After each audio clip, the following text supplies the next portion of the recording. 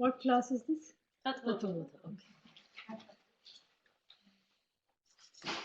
Book is here. Recording has started. Sadie is apprehended.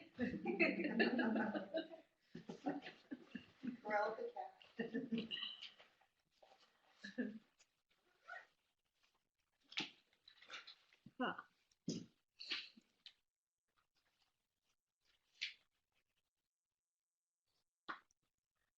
Om Sahana Bhavatu Sahano Bhunaktu Sahaviryam Karavavahai Tejasvinavadhitamastu ma vidvishavahai.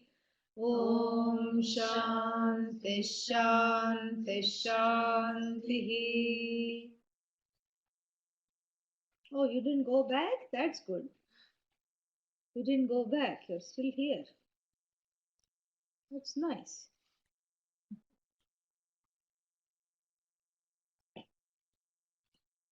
Ah, here it is.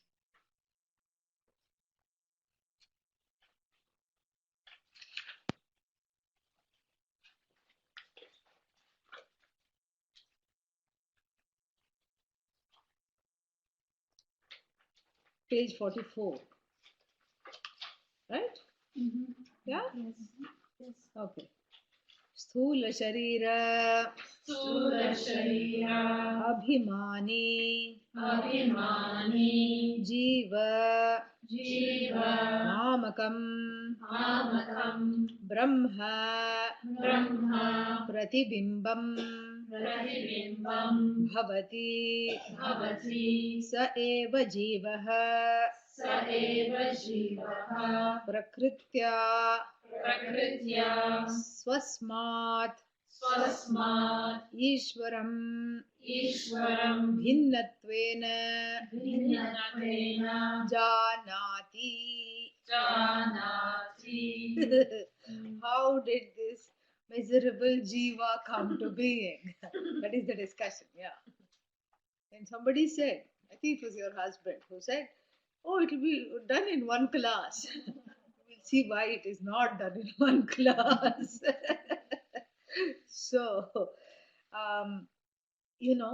last time there was a question. We turned it off before I could read the question. I saw it later. And what was the question? The question is, what do you mean that Jiva is conditioned by Maya? And this whole class is devoted to that. Don't worry. The question should be answered, by the end of this class. So, Sthula Sharira Abhimani. Abhimani, hopelessly, helplessly identified with. Sthula Sharira means what? Gross body. With the body. Identified with the body. I'm as good as this body. The conviction is so firm. And if somebody tries to say you're not the body, you feel like being angry at the person who's saying that. Because you know so clearly I am as good as this body. So that is one thing. So the identification is so complete. And that identification is because of what? Ignorance. And this person identified with the body, and what is not said here is by extension, the mind, the senses, anything that is a sense of possession, mine, me, all that has a special name. And the identifying as a result of ignorance, this is what is called Jiva. The one who identifies is called Jiva. And when the infinite identifies with a finite, it's a disaster. Correct? I mean, what else can it be? It's a disaster. Here, the desire is to be infinite, the desire is to be whole, the desire is to be full, the desire is to be the truth, not just know the truth, to be the truth. And then what does this sorry, sad, hapless, hopeless fellow does? Identifies with the body, which is what? Changing every minute. Like I said, when you see me already aged in the past. So this is how one has it is the birth itself is a recipe for disaster. The birth happens in ignorance. Already one is set up, to feel what? Abandoned, nobody loves me. That's why every child cries as soon as it's born. Why? Because it was safe in the mummy's tummy. It was happy. It was at least connected to the source. And then here, it has this long social security number, 10 digits. And then it cannot even flip over, supposed to lead an independent life. This is a travesty. And so this jiva starts to identify with the body, with the mind, with the senses, all the time, just completely what? Identifying with the finite, yet wanting to be infinite. This is the chaos. This is the push pull. The whole life is push pull. I want it, I don't want it. I want it, I don't want it. Yes, I'm going to come out, like groundhog. Just now we had groundhog day, you know. Then you come out, you see your own shadow, and you scream running back inside. The shadow has to come to light because the shadow is not real. Your own light is casting that shadow. That shadow is the ignorance. It has to be seen for what it is, it has to be accepted. Nothing shameful in that. In saying, okay, I have these feelings and I'm going to take care of them. That's what this whole journey is about. And every day is groundhog day. Every life is groundhog life. Yeah. And this is the what is called Maya Upadhi. The word Upadhi, what is the translation for the word Upadhi? Upadi. That's the only translation. There is no translation. And as though conditioning agent is called Upadhi. And if I say conditioning agent, then that becomes real. So really there is no translation. And as though limiting agent, and as though conditioning agent, and as though something that is a constricting factor, and the constricting factor being mithya, then upadhi is also what? Mithya or satyam? Mithya. Upadhi is mithya. And I cannot take the mithya, reality, and then say, oh, I am finite. I am as though finite. The finiteness is superimposed upon that self-shining Atma, which is the meaning of the word I. Superimposed means as though there. Until when? Until it is dismissed. Until when the groundhog finally decides, okay, I'm not going to be stuck in this winter. I'm going to come out. Yeah. Instead of saying 6 more weeks, there's 6 or 8. How many weeks? 6, yeah. Instead of saying 6 more weeks of winter, what does the Jiva say? 6 more lifetimes of ignorance. Yeah, that's what happens. Don't want that. Yeah. Don't want that. So right now, what we have to do is sort of accept that there is this as though conditioner and as though conditioning. And when I say conditioner, not what you put in the hair after shampoo. Because somebody asked me this, I have to say all this now. Yeah. What kind of conditioner Atma uses? Now they put all fruits in the hair, Yeah, pomegranate. Yeah, I thought it was to eat, already expensive. And then you put that in your hair. Mango, you smear your hair with mango conditioner. Anyhow, that's a different. Don't make me go there. Now, make me means don't encourage me to go there. Yeah, so Sthula Sharira Abhimani Jiva Namakam. So the name Jiva is given to the one who identifies repeatedly with the ignorance. And what is the recipe to identify with the ignorance? You identify with everything that you're not. When the not I creeps into the realm of the I and overpowers the I, that is called Jiva. Yeah. And what is this I? Satchidananda, that the I is totally free. But you make the I into not I. And sometimes people have it as their life's calling. I'm going to make this real. What? The body, mind, sense is me only. Yeah. Some Charvaka, influence comes from somewhere. What is Charvaka? Yeah? Charu, Vak, yes, yeah. Whose speech is very sweet. It's an ancient philosophy, which is just like modern day capitalism. See, they knew that too. And what is the philosophy? Yavat Jivet. Sukham Jivet. Everything is here and now. There's nothing, you are not accountable for your actions. There's nothing other than this body. What you see is what you get, what you see is what you are. There's nothing beyond this. And so might as well live it up. As long as you live it up. Sukham Jivet, live happily. Max out your credit card. Please, all of you. Why? And because it's important to have ghee with every meal. Hrinam kritva api, borrow money, and then what? Ghritam pibet, drink ghee every day. Yeah, but what about cholesterol? Who's going to pay all the money back if I'm having fatty foods with every meal? Bhasmi bhutasya dehasya punaragamanam kutah. Once this body is confined to the flames, who's going to come back to ask you to pay the debt? There's nothing, no accountability, no karma, no dharma, nothing. This is, rank, what should I say, capitalism. This is what it is. And so, like a charvaka, that tendency is there to identify with the body and to forget that there is another reality to which, I am helplessly attracted to. So, both these tendencies, on the one hand, to helplessly identify with the body and to be in this state of ignorance, that pushing and pulling is what is countered by the desire that is implanted in every jiva to seek its maker as itself. Seek the truth of itself. And that is the push pull tendency. I want this, I don't want this, I want this, I don't want this, I want this, it's too much, I want this, why don't I already have it? This is what it is. And so the one who is identified with the body mind sense complex, saha eva jivaha, that is the first qualification. To be a jiva, there are two qualifications. What is the first qualification? I identify relentlessly with that which is finite, the body mind sense complex. And the second qualification, atra eva likhitam, here itself it is written, the second qualification. The second qualification is that one feels alienated from the whole. Yeah.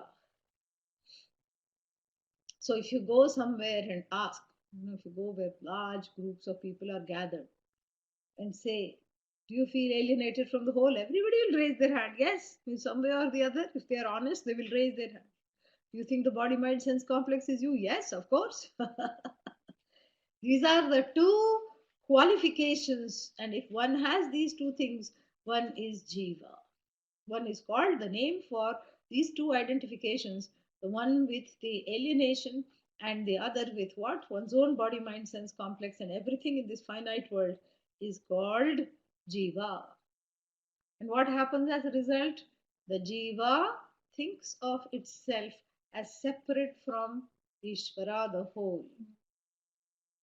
Wants to be infinite, is afraid of the infinity, and just sitting there, feeling abandoned. That is the jiva. And then what? How did this come about? Of course, how did this happen to me? If I am Ishvara, how did I become jiva? This is the lifelong question. And then that is explained here. Avidya, Avidya, upadhihi, Upadhihi, sanna, Sanna, atma, Atma, jivaha, Jivaha, iti uchyate. Iti Uchyate. Yeah, so this Atma, which is what?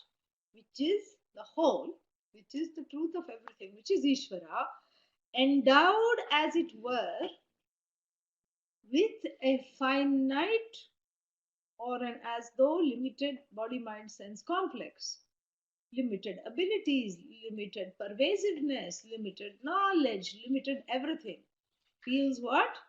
Feels alienated. And the name for this conditioning is called avidya. So, what makes a jiva a jiva? Avidya. And because of avidya, what does the jiva do?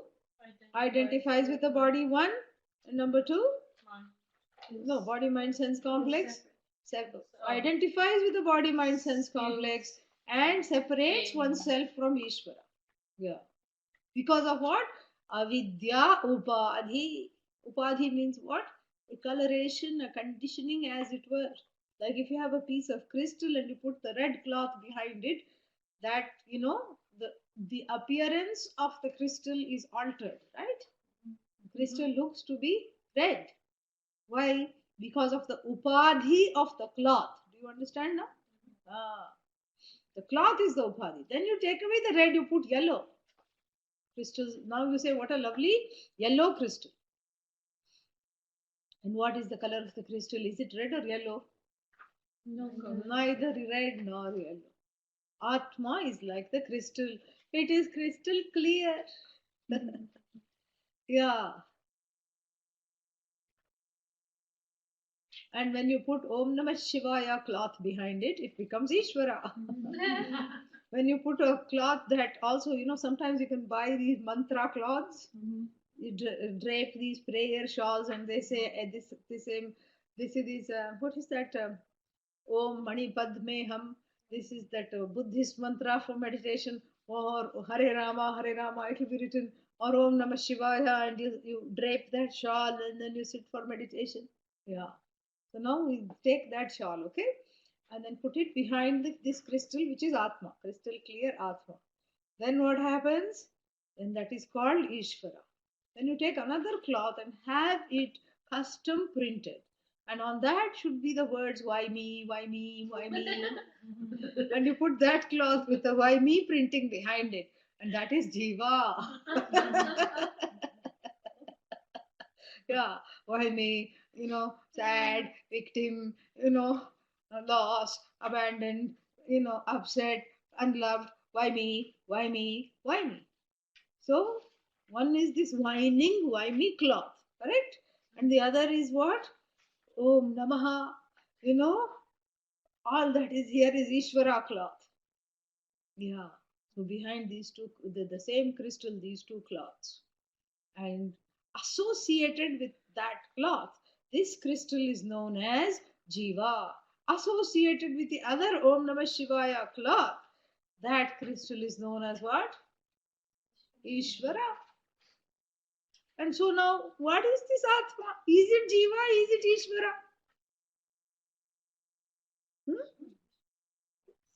Is it Jiva or is it Ishvara? It's neither Jiva nor Ishvara. Look at the crystal. Is the crystal red or yellow? No. Then it's the same thing. I'm giving two other examples. Same thing.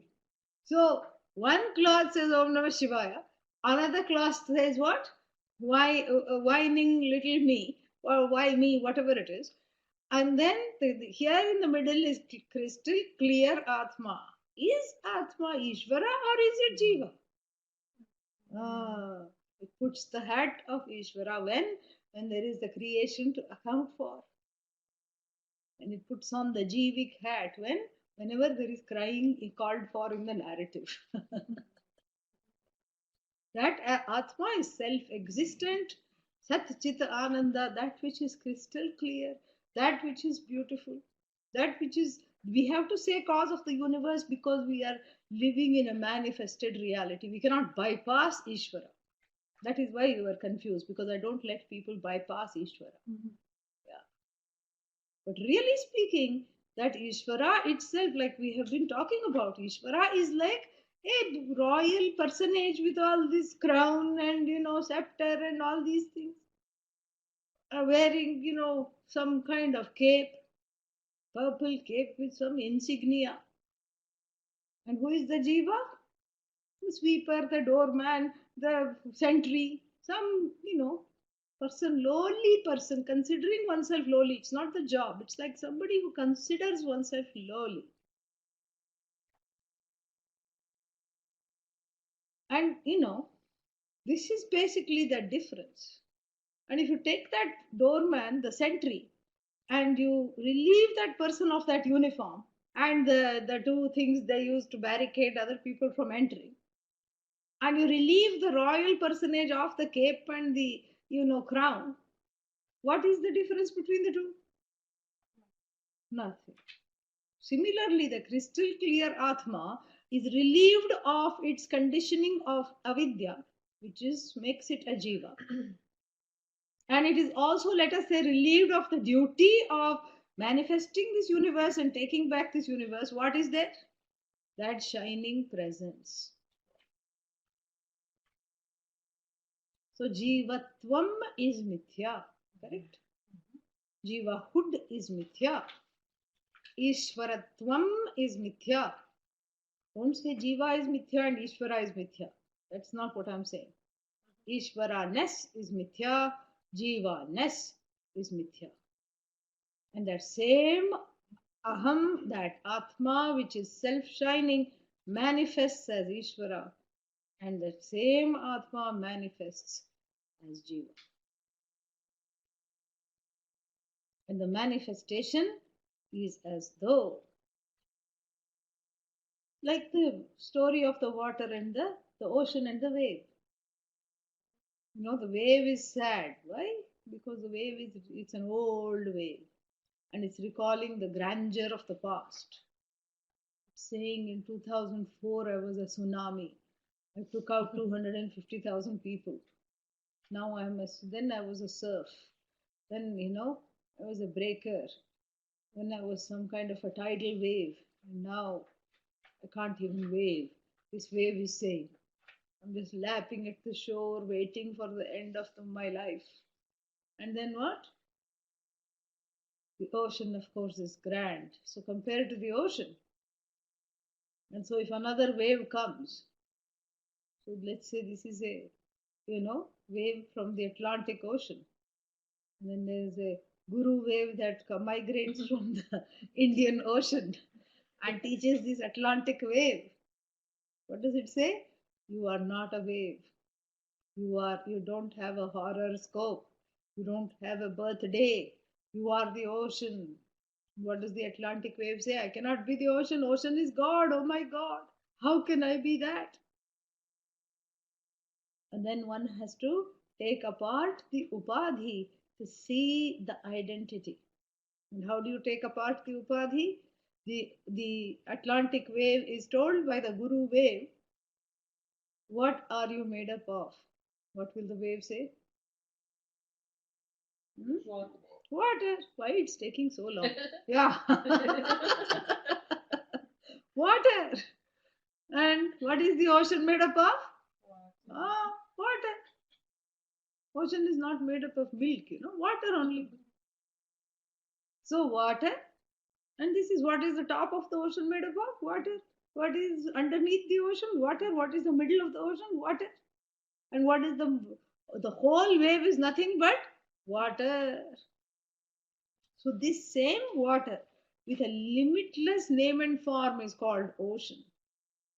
And that same water with a limited name and form is called wave.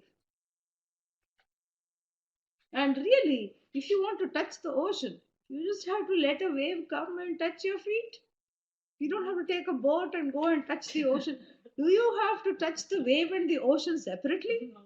No. You don't have to take a boat and touch the ocean all over the place. You just have to touch the wave. You touch the wave, you touch the ocean. That itself shows that there is a certain transcendence of this upadhi, because the upadhi is mithya. It's a mithya conditioning, it's a dependent conditioning. And does the wave have to remove its waviness in order to understand it's the ocean? No. Does the ocean have to remove its oceanic grandeur in order to, in order for the ocean and the wave to be one? No. Each is in its place. And there are no two things. There is not ocean and wave. There is only ocean. And that same ocean is manifest as ocean. Simultaneously, it is manifest as wave. That same water. That water with the upadhi, with a conditioning of ignorance, here is called jiva. That same atma, that unbounding, limitless atma, with as though conditioned by the upadhi, called avidya. What kind of avidya? Self-avidya, self-ignorance. Conditioned by the self-ignorance, as though conditioned by the self-ignorance, the atma is called jiva. And that ignorance has to be removed. To understand, for this wave to understand that I am not a finite wave, I am the ocean. Understanding that I am the water is not the point of Mahavakya. Yeah. Because in our example of wave and ocean, the identity is between the wave and the ocean. The identity that is told in the scriptures is not between wave and water. Understand this clearly. So the identity is not between Jiva and Brahman, and Ishvara and Brahman, both are Brahman. And Brahman with a Maya Upadhi is called Ishvara. And Brahman with the Avidya Upadhi is called Shiva. That is not enough to know that if I am Brahman. That is not going to free from ignorance. I am the same as Ishvara. I have to know that. Why?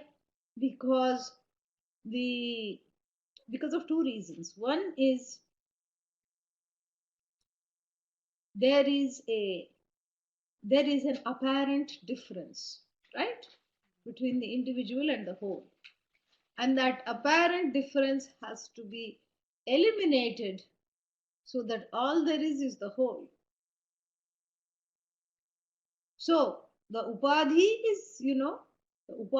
is what, quote unquote, removed through cognitively understanding what this is all about. Upadhi doesn't have to be removed. Like, for example, if this pot knows I am clay, aham clay, then it does not have to be broken and powdered and mixed into the clay, correct? Ah, it already knows it can enjoy being what? It can enjoy being a pot. It can even enjoy being a crack pot like this one. Ah, you see the crack? I have to show them the crack. Yeah, there it is. Yeah, cracked all over. And I think it's been mended 1, 2, 3, 4, 5, 6 times. Yeah, still going strong. So one can enjoy being who one is when one knows that this difference, the so-called difference, doesn't matter. One can enjoy that. One can enjoy the limitation when the limitation is as though, right? If the limitation is real, it cannot be removed, correct? If the limitation is real, it cannot be removed. And if the limitation is not real, what is there to remove? If the limitation is real, if this body, mind, sense complex and what I'm identified with, this identification is real, that I am finite is real, it can never be removed. Real means that which is non negatable. Okay, it is not real. If it is not real, then what are we doing sitting here for a whole month? There is nothing to remove. It is that in betweenness, sad asad bhyam anirvachaniyam, that which is neither categorically there nor categorically not there, that is causing this problem. This is what is called mithya. It's neither real nor unreal. It is sitting here as a big, uncomfortable lump where, in this jiva, I wish I was whole. I wish I didn't feel abandoned. I wish I didn't feel unloved. I wish I felt more connected. And in order to feel more connected, what does one do? Starts a support group. That's what. Yeah. And then what? A lot of complaining individuals get together and have a heyday. Yeah. That's what happens. Oh, I feel like that. You're not alone. I also feel like that. So this is what is this in between nature. And so the identity has to be, for the self ignorance to go, the teaching has to show you that you are nothing but Ishvara.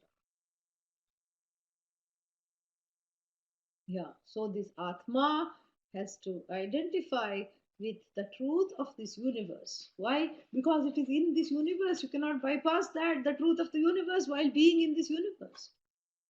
Then why not wait for this whole universe to de-manifest? Then we can have this class.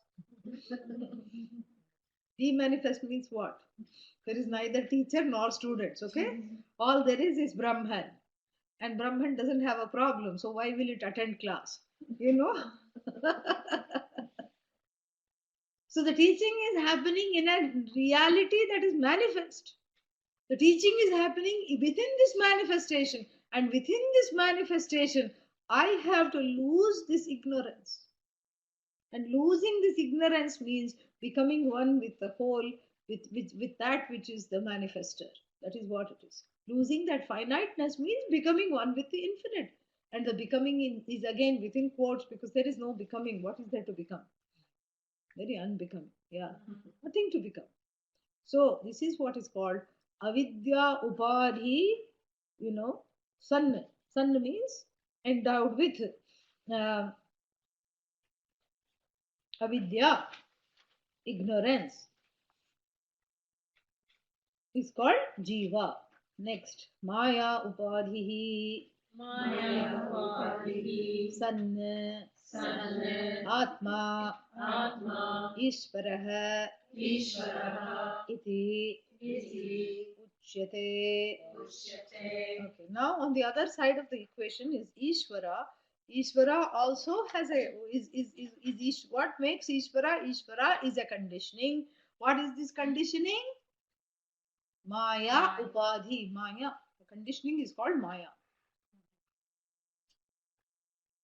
And what is this Maya? Same as avidya. Oh, Ishvara also has avidya. Okay, we have something in common in Ishvara. Ishvara is ignorant. I am also ignorant. Uh-uh.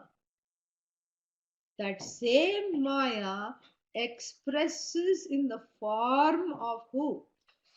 Ishvara as all knowledge, all power, iridescent with knowledge, like self-shining knowledge, limitless capacity, capacity to create, capacity to sustain, capacity to withdraw, capacity to completely overcome any ignorance. There is no ignorance, there is not a shred of ignorance when we talk about Ishvara. So the Ishvara is endowed with Maya, which has three kinds of Shaktis, powers. What is that? Ichha Shakti, the power to conceptualize limitlessly, endowed with it. Kriya Shakti, the power to act. And Jnana Shakti, the power of knowledge. Complete and total is this power. And that same entity, who is this entity? Maya.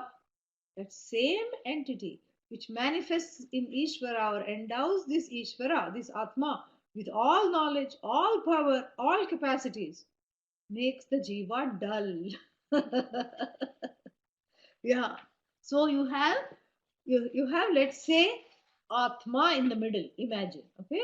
Oh yeah, here we go. Yeah. So we have Atma in the middle. Okay. Yeah. And then on the one side we have Jiva. Right? And this is, this is what?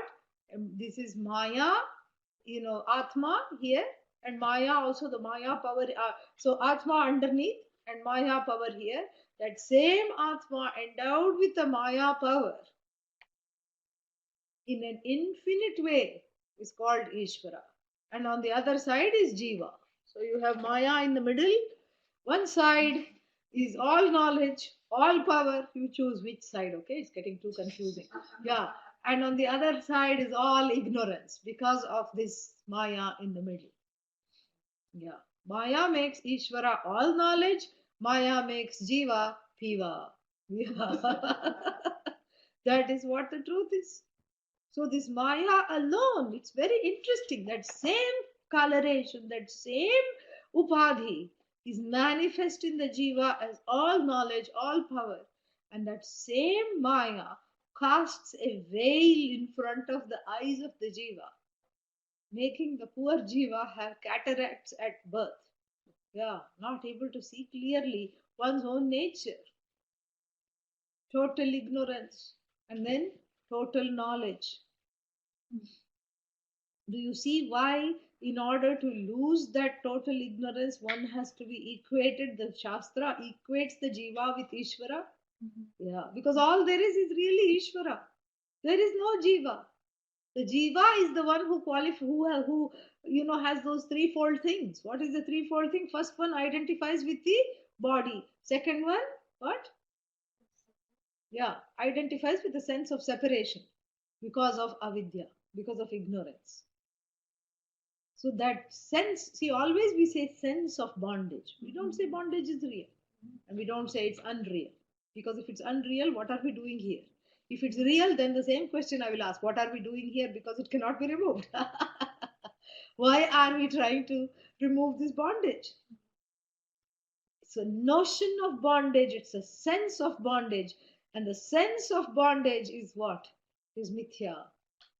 So for the sense of bondage to be removed, the identification has to be between this Jiva and Ishvara, not between Jiva and Brahman. Otherwise we'll get into some kind of a spark theory. What is that spark theory? Everybody is a spark of Brahman, a spark of Brahman, and so constantly you'll be blinking like this. Then of course if you are a spark, these are all philosophies. These are all philosophies with which Adi Shankara has fought in the Upanishads.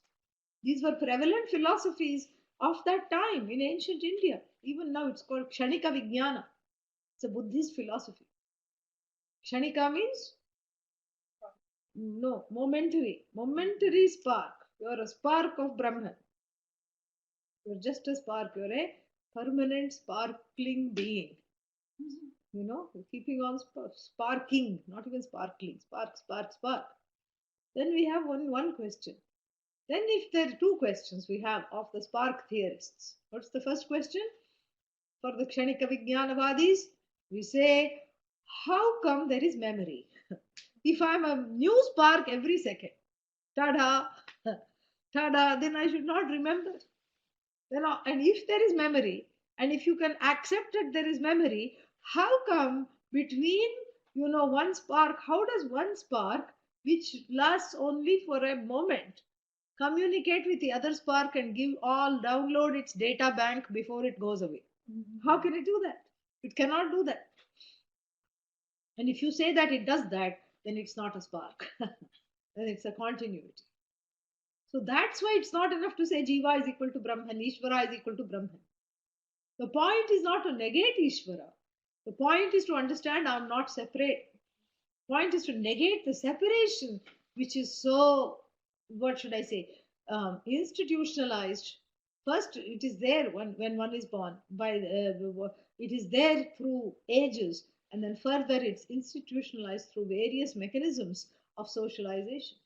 The child is told, you are separate. You have your likes and dislikes. In fact, you don't need to tell, the child itself knows. The child will tell you, I don't want to eat this, I want to eat that. And then in the West, there is some truth to it. It's nice to be able to make decisions and, have a sense of self. But we can go to the extreme to have a sense of self. And the East, there is another extreme, There is no sense of self. And so that's why there is, the child is not really allowed or encouraged to have a sense of self in the East. So both have its problem, both have the advantages. What I'm calling for is a certain sense of balance, so that one is not completely, the child is not made a slave to its desires. One has to be in a place of being able to exercise some discipline, especially if one is spiritually oriented and would like the child to have that benefit. So even in the little while, the child may rebel, but it is very important. And then what? So it's not enough to just know I am Brahman. That doesn't do anything. I am Ishvara, I am that whole, which is the manifest whole. Because if I'm the unmanifest whole, what does it make? Nothing. What difference does it make? Nothing. So, therefore, the one that is endowed with all knowledge is called Ishvara. All knowledge, all power, all abilities is called Ishvara. Evam Evam Upadhi Bhedat Upadiveda Jiveshwara Jiveshwara Bheda Drishtihi Veda Drishtihi Yavat Paryantam Yavat Paryantam Tishtati Tishtati Tavat Paryantam Tavat Paryantam Janma Janma Maranadi Maranadi Rupa Rupa Samsarah Samsara Na Nivartate. Nanivartate. Oh, this is a doomsday warning. So, what is that? The teacher is really taking off any kind of softness in this teaching. Yeah. And saying, let us take the verb. Nivartate. Nivartate means goes away, is relieved. Na nivartate means goes away quickly, right? No. Does not go away, right? Na nivartate. So then if we ask, let us take the sentence from the back. Kim na nivartate? Samsaro na nivartate, correct? Samsara does not go away. Oh. Thankfully, it's a when-then construction. Yeah. Until that time, yavat paryantam. Paryantam means until. Yavat means until that time. Until that time. Until that time, what? Jiva Ishvarayoho.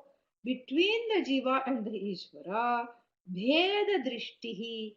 This vision of separation, Tishtati, is here to stay. Until which time? The vision of separation, the sense of separation between who? Jiva and who? Ishvara is here to stay. Until that time, samsara will not go away. For who? Jiva or Ishvara? For Ishvara, right?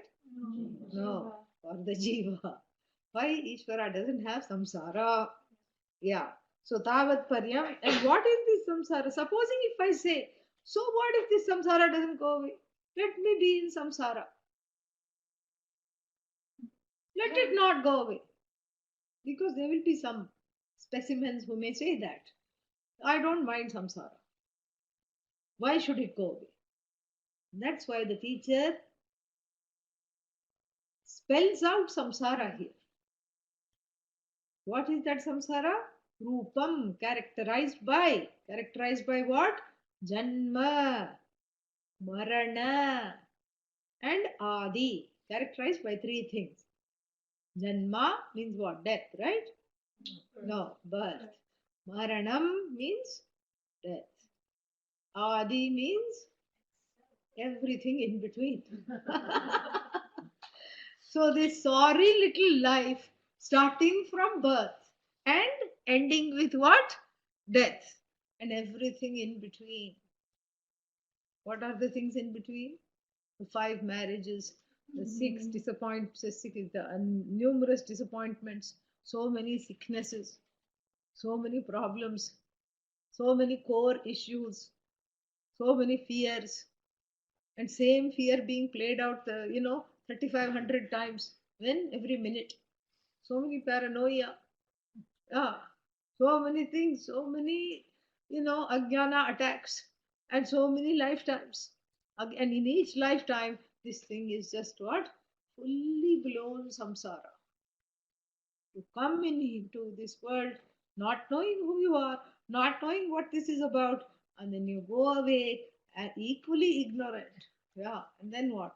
Come back again, फिर से वापस आएगा, will definitely come back. And heaven becomes a nice respite. Oh, nice. Why? Because somebody is fanning you, somebody's, feeding you grapes after peeling them, and then somebody is, massaging your legs. Why? Because you did some good karma. You gave some money to charity, and you went to a few temples and sat in sat in some kathas, and then you are blessed with some heavenly stay. So a lot of people Even after having Vedanta as their spiritual text, which is I'm talking of the Hindus. A lot of Hindus, most of them in fact, still think, even after Swamiji and so many other Swamiji's teaching for so long, people still think heaven is the whole of life. Even Hindus think that. When it's clearly stated that it is not. Heaven is just a holiday out. But when you compare, see, because people have just small memories, and when you compare the travails of human existence with a little aha heavenly state, that starts to look good. Yeah, that is starting to look very good because I feel that that's all I can have. In between this, if I'm supposed to have all these lifetimes of toil and turmoil, let me enjoy a few sessions in heaven. So all my work is supposed to be, all my effort is to go to heaven. And Bhagavan says, go, but also know that you will come back. What goes up must come down. So, Kshine Punye Bhagavad Gita says, when the punya is kshina, from kshi to decay, when the punya is spent, kshine punye martyalokam vishanti, the person enters the loka of where one is subject to death. Heaven, Yama cannot go. Yeah. Yeah, who is Yama? Yeah, a cafe in Eugene with the name of a sauce, right? No? Who is Yama? Yeah, deity connected to death. So Yama has a no entry board. He can go up to the pearly gates, but he cannot enter heaven. Yeah. How do we know? Kathopanishad? Kathopanishad, Nachiketa says, Nachiketa wants this knowledge. And what does this one say? What does Yama say? Let me send you to heaven instead. There you can enjoy celestial fiddlers, and you can enjoy celestial pipers, and you can enjoy celestial dancers who just dance all kinds of dances. Yeah. And what does he say? Yeah. And he says, yes, heaven is he's testing him to see if he's ready for this knowledge. And what? This is something I have to take this little break here and explain this. People frequently think that the teachers have no other job than to keep testing the students. Yeah. That is not when Yama is testing him. That's don't get testy, because the test is here. There's no other way to explain in English what is happening. So that's the closest word that you can say. Yeah. But what is happening is here is ascertaining the readiness for this teaching. Yeah, because what's the point of wasting the time teaching somebody who's not going to, yeah, who's not going to learn? Somebody, somebody said there's two kinds of people in this world. Ones that like to cook, and the others that like to eat. So you take the latter category, the ones who only like to eat, and then you give them a cooking lesson. What is the use? Yeah, it's of no use. So therefore, you have to ascertain is the patra. Patra means unto who the recipient is. Is the correct recipient for this? And Yama could not believe Nachiketa, such a small boy, when he should be, enjoying school and doing all these things and playing pranks on his schoolmates. Here he is ending up wanting Brahma Vidya. He could not believe it. In other words, he was really testing himself. So he says, I'll send you to heaven, I'll make you a powerful fellow, and you can have a long life in heaven. And then Nachiketa says, I know heaven sounds very good, and for the main reason it sounds good is because you are not there, he says. You don't go there. Na tatratvam, na jaraya bibheti. There is no old age in heaven.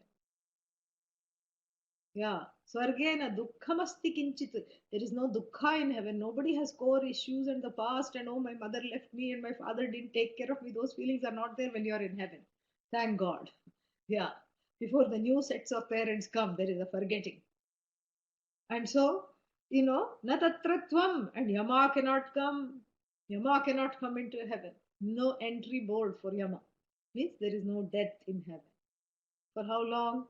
Until you yourself are ejected from there back to samsara. So this Janma Maranadi Lakshanam, this samsara characterized by birth and death.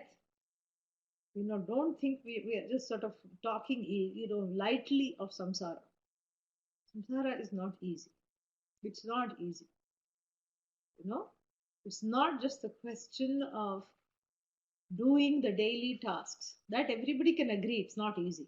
Going to the shop is not easy, buying vegetables is not easy, cooking is not easy, cleaning is not easy. That everybody knows. But what needs a little more introspection to see is that in this samsara, the costs of living without this knowledge in an ignorant state are very high.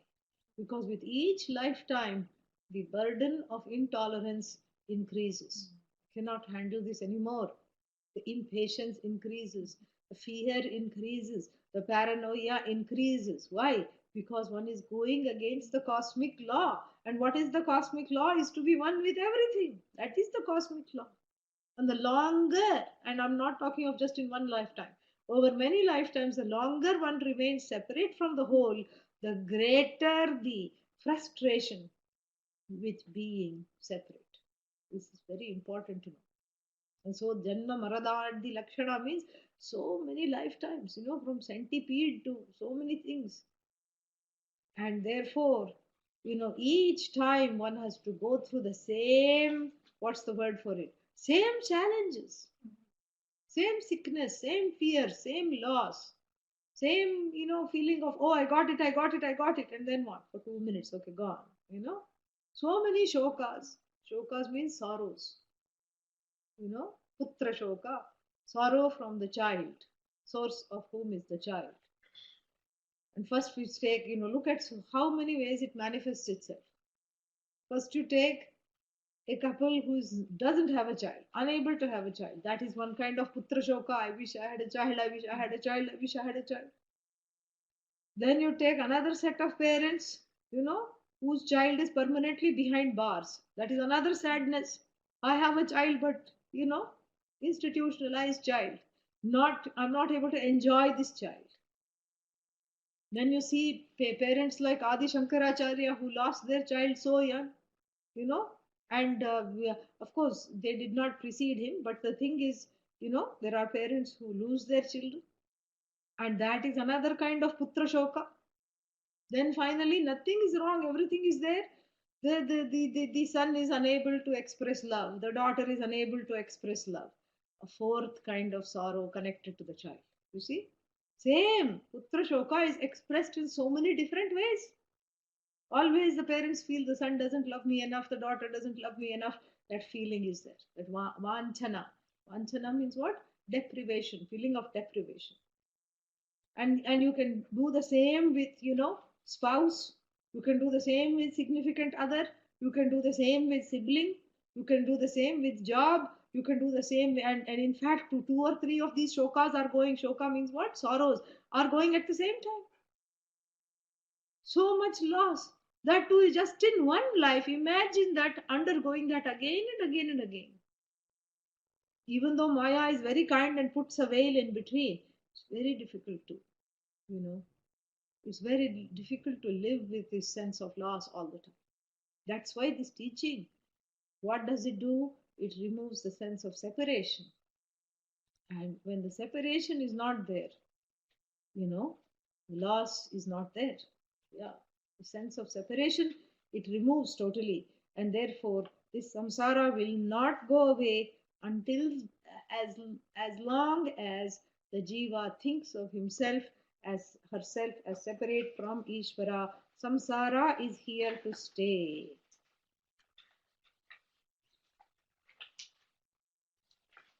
Because if samsara does not come to an end, what happens? The jiva continues being ignorant. And if jiva continues to be ignorant, what happens? Same loss, same sorrow, same fear, everything is still there. Then what? Tasmat karanat. Therefore, what should I do? Tasmat.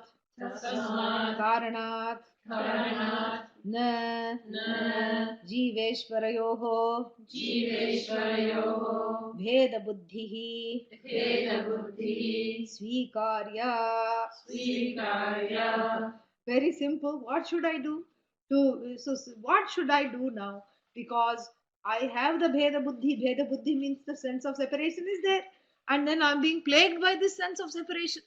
So what should I do? And the teacher says, Tasmat, therefore. Very simple. Do not accept this sense of separation. Na svikarya. It is not to be accepted. What? Jiveshwarayoho bheda buddhi. Bheda buddhi means the notion of separation. Jiveshwarayoho, between Jiva and Ishvara. That I am small, that I am less, that I am, bad, I am sad. And if I'm not bad or sad, I must be mad. And this is the thing. This is what is all the time, this is the orientation. The Jivik orientation is not good news. And especially after doing so much Ramanam, as you all have done, the time has now come to really banish this buddhi. Yeah. Banish this thinking, I am not good enough. I am not Ishvara. And therefore, what? Part of the meditation should be Nididhyasanam. What is Nididhyasanam?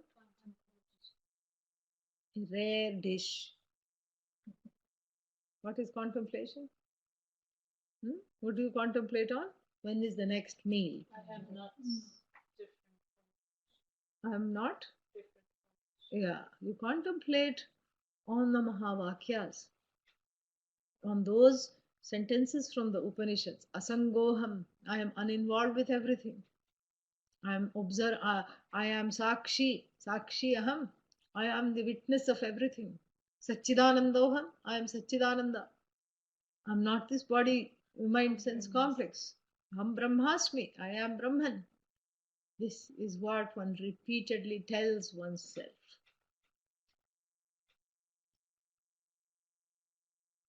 What if it's like that then, like that man who thought he was a cat? You know that story? You don't know that story? How come? So this man thought he was a cat.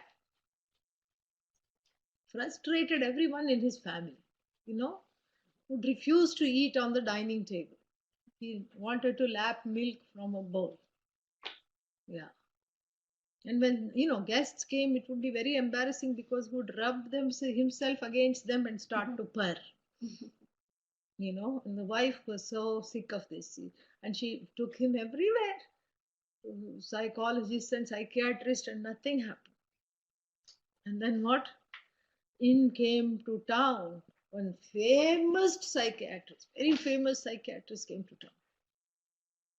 She wasn't ready to take him, but she said, okay, let's also try this. She was hopeless, completely fed up with, and she didn't think anything could change. But because everybody said, no, he's very good, please take him. So she took him, and the psychiatrist said, I want to spend some time with him. You please wait in the waiting room. She said, gladly have him, take him. After 1 hour, he came out. And to her astonishment, he was not on all fours. He came out walking on 2 legs. And he said, honey, what are you doing here? Let's go home. And she was thrilled. She hugged the psychiatrist. She said, this is great. What did you do? Psychiatrist said, this sometimes happens. Some wrong orientation came into him. We just have to, and if will he, what is that, regress, slide back? She asked. Well, the treatment is very effective, but sometimes there could be a little slip back. If that happens, call me immediately. Here's my number. So they go home. She's very happy. And then, then what happens? After a few days, she sees that he's not going outside at all. He's normal in the house, but he's not going outside. And then he's not going to work, he's not going outside. Then the wife calls the doctor,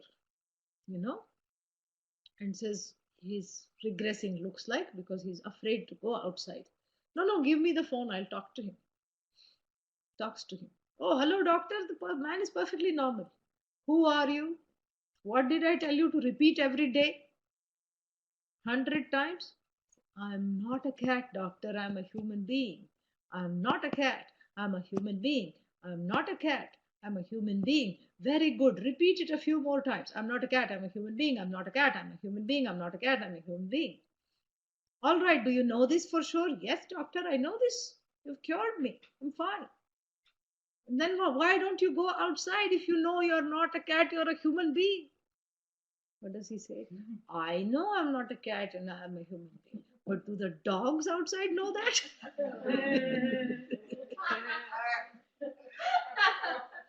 So this is not how the Nididhyasanam must be. It's not repeating something that, yeah.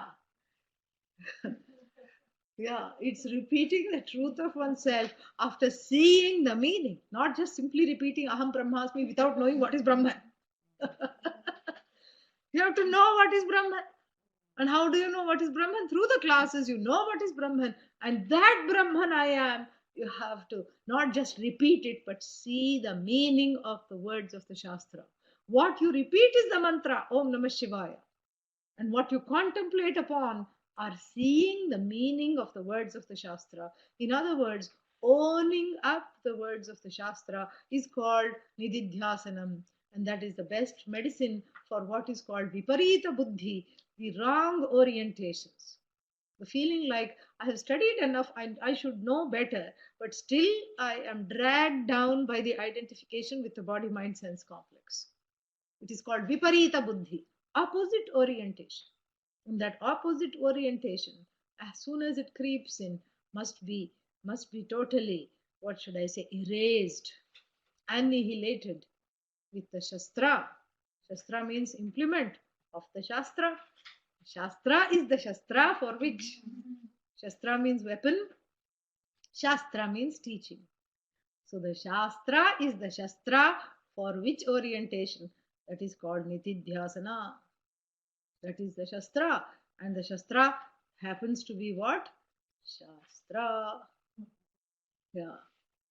And then what one does is repeat this. And the more one repeats this, seeing the meaning each time. When you say, I am uninvolved, see the meaning. Don't say, I am uninvolved. Otherwise, it will become dissociation. That's how one coped when one was 2. Yeah, this is not happening to me, It's not about going into some happy place. That's not what we are talking about. That was a coping mechanism which has now become a moping mechanism. We are here talking about not dissociation, but a owning up of everything. So when you say, for example, asangaha aham, I am uninvolved with what is happening. That doesn't mean you have to leave the body mind sense complex and go to sit in some place of disconnect. No, and this is where there is a lot of non-understanding.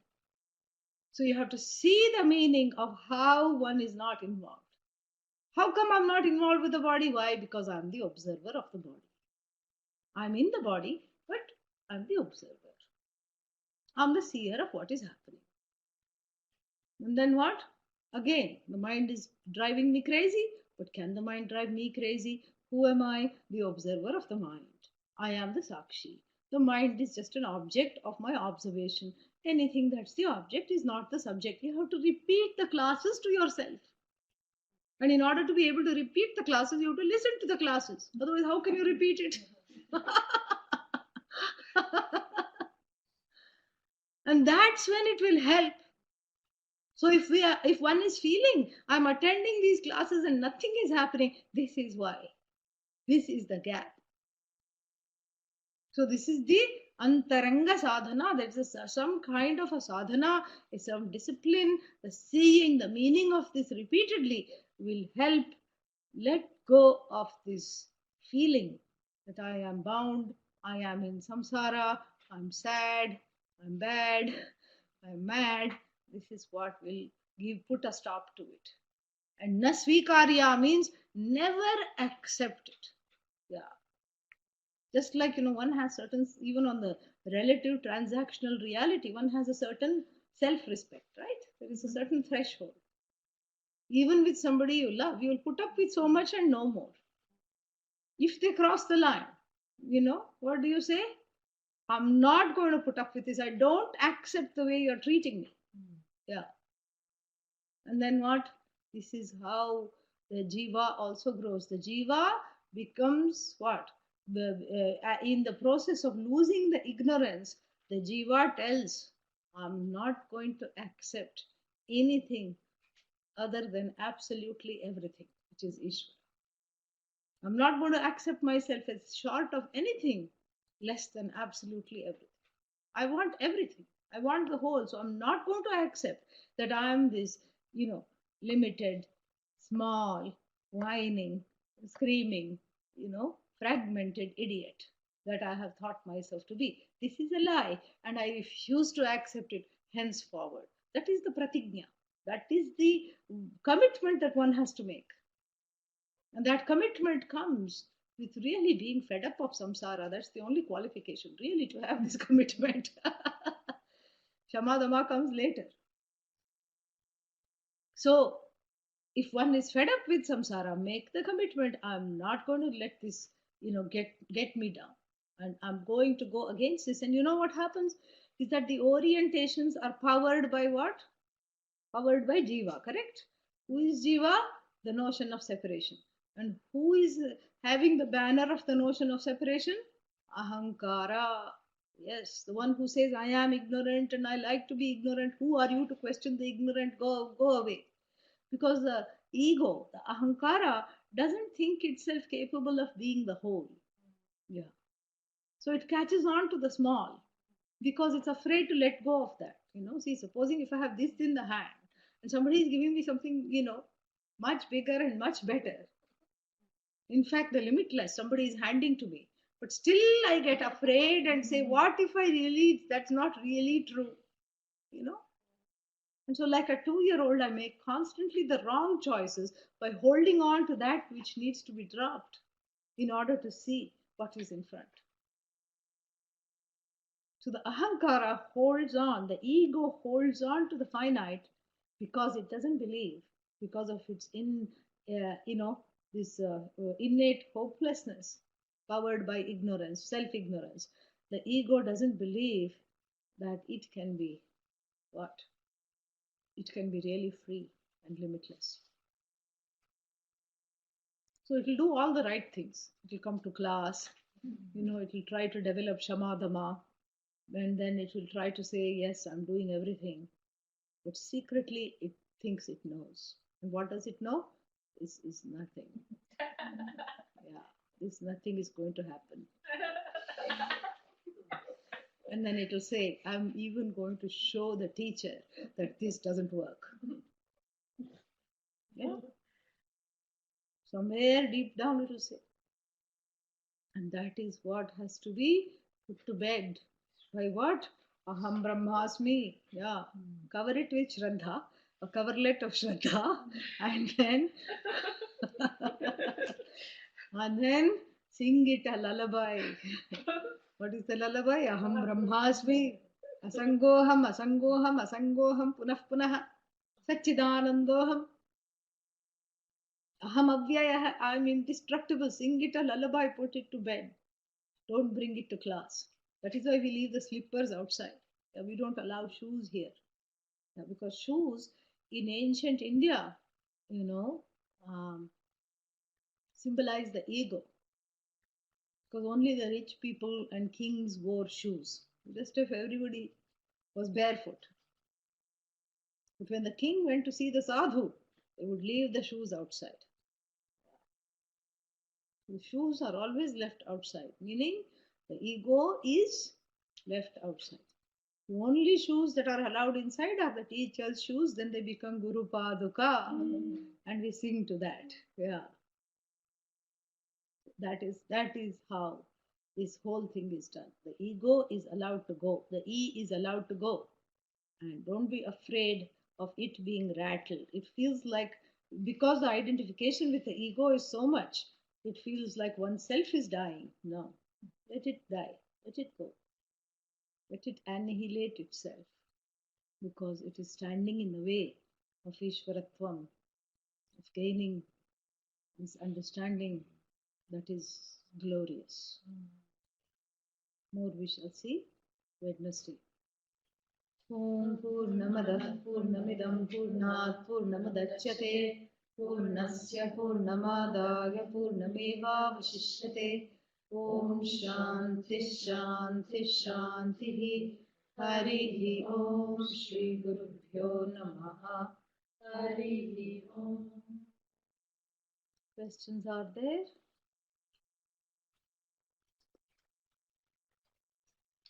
So the focus then is not on, oh, if I'm good, I get to go to heaven, because that's not the ultimate. Yeah. The focus then is instead, but do we really know what that is? Or? Yes, Yeah. we do know what that is. The focus is finding the heaven right here, right now. What is heaven? Freedom from limitation. That is now. That is here. You don't have to go somewhere else to be free of limitation. You don't have to leave this body. And that's what is the next part is going to describe. Jivan Mukta, free while living. Yeah. Like the pot is free. Free enough to be pot when it knows, I am clay. So when you know you are limitless, you can just enjoy that.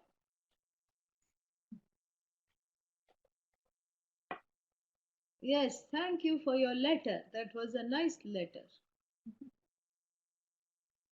It was a very good letter you wrote. Question is there. Being in this world, should the ego and ahamkara be used in the corporate world? That's a good question. The ahamkara is not done away, it is enlightened. Yeah. Ego is there. The identification is gone. So the ego is lightened, if not enlightened. Lightened of the burden of associating with the finite. Yeah. So then it can continue. Yeah. Ego means what?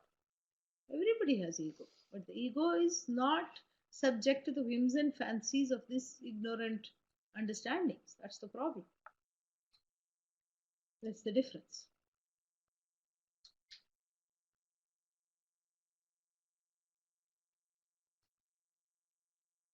Other questions? No? Okay.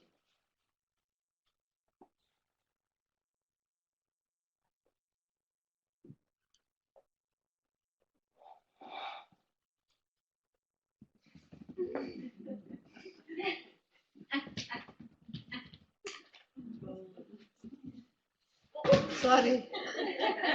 Eat it quickly, otherwise it will be orange juice. These are a little very solid to throw. Here, come and get it. I don't want to hurt anybody. Some of those. My mother sent them from Florida. They are from Florida? Oh, I just got it. Wow. They came in the mail? Yeah, They're very special. Yeah. Very special oranges. Come.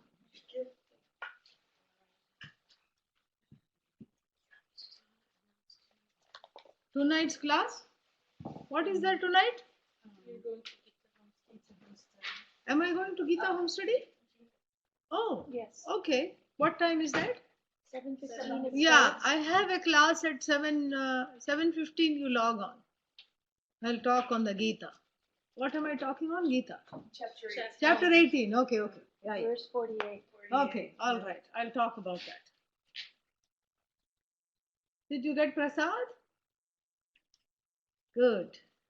And then there was something else to announce. Yes, please download the valedictory ceremony flyer, which is put up here if you haven't done so already. In the file share 11, there is the valedictory ceremony flyer. Please download it. Where is it? Yeah, valedictory ceremony invitation. You are all invited. Did you get prasad? Nice curry? I did. You did? Okay, good, wonderful. Did you get prasad? He can't eat half the things.